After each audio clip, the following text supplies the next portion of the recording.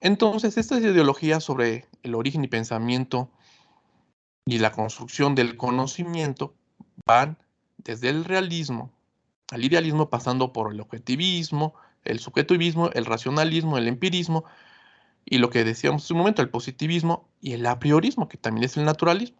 Y esto va desde los presocráticos a materialistas modernos, en el punto de vista positivista, y desde Platón a metafísicos modernos. El paradigma sistémico transdisciplinar genera una síntesis sistémica de estas ideologías. Entonces, por un lado, tenemos el método científico positivista y por otro lado tenemos el método científico naturalista, en donde también se hermana el crítico. Finalmente son métodos científicos interpretativos, es decir, tienen esa postura en donde el sujeto es el que está interpretando al objeto o al fenómeno.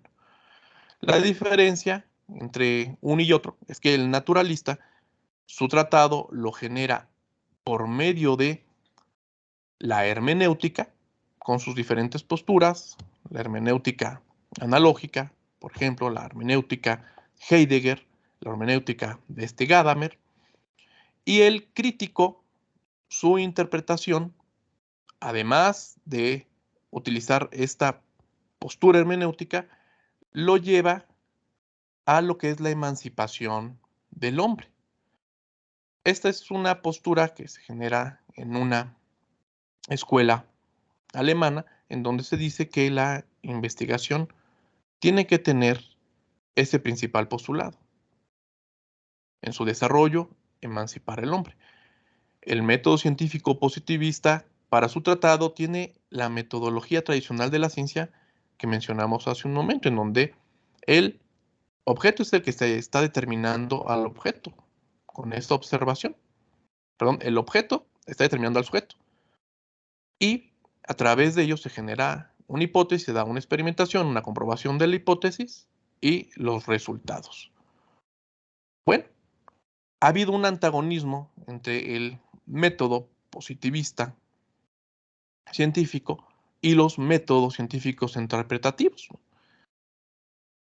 Y la idea aquí con el método sistémico transdisciplinar es que no se vean como un antagónico, sino como complementarios. Y ahorita veremos por qué. Y la situación es que los fenómenos no siempre se van a poder cuantificar, que es la parte positivista, pero tampoco siempre se van a poder interpretar, sino que hay que hacer un uso de ambos. Y por ello, pues el paradigma sistémico cuenta con herramientas interpretativas y también con herramientas formales.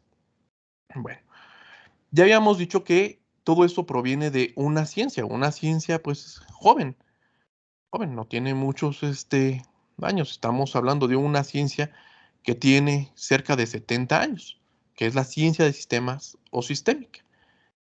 Y en ella es donde se encuentra el paradigma sistémico transdisciplinar. Bueno, el dominio de la sistémica está en esa fisiosfera, biosfera y conciosfera que nosotros habíamos visto y cuenta con un espacio conceptual y una epistemología propia.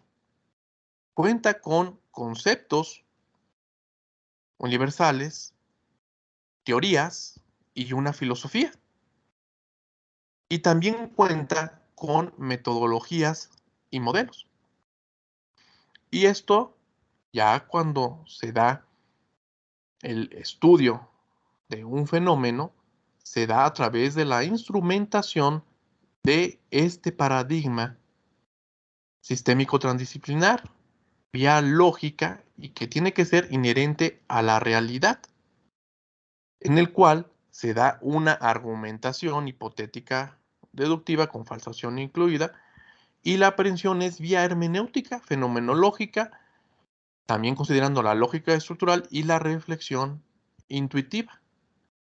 Y todo esto con la idea de que haya una evolución, una coherencia, se considere la complejidad de la información, el espacio y tiempo, la energía y la materia en varios niveles de realidad a la vez.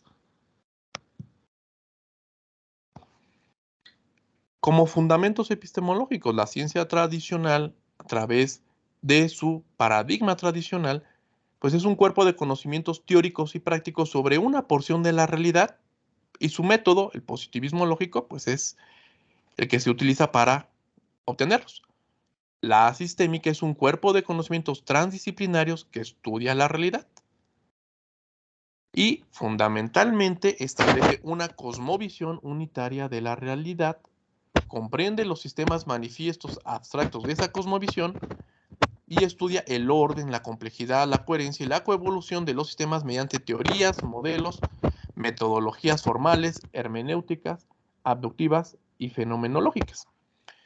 Cuando hablamos de abductivas, nosotros pensamos en lo que alguna vez nos explicaron como herramienta para poder hacer investigación.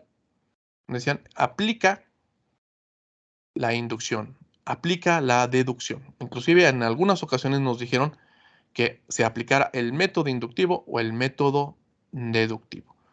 Es decir, el método inductivo en donde de algo en particular se trata de generalizar y el deductivo de patrones generales se trata de deducir.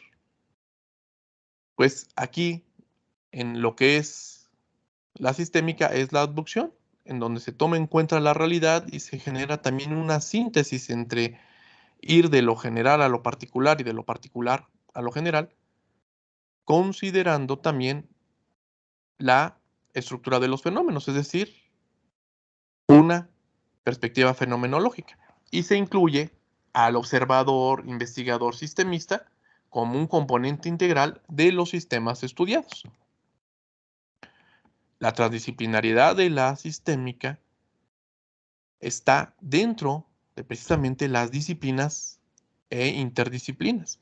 Inclusive se le considera como una metadisciplina, es decir, que sirve de apoyo a las otras disciplinas para poder estudiar, comprender sus fenómenos, pero también para formar su cuerpo de conocimiento. Las llamadas ciencias de la comunicación han hecho uso de la sistémica y de su método de investigación científica para poder generar un cuerpo de conocimientos que está todavía en un relativismo teórico, pero a través de la aplicación de sus herramientas han ido cada vez logrando generar ya conceptos propios para poder lograr una teoría unificada de lo que ahora son llamadas ciencias de la comunicación.